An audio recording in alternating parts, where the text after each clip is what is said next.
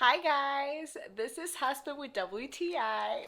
And I seriously have to talk about these dog Cheats beef trachea chews because my little puppy's so obsessed. He's now chewing one of them. He literally can't resist them. Every time I give him a new one, he gets so excited, like tail wagging, eyes wide, the whole thing.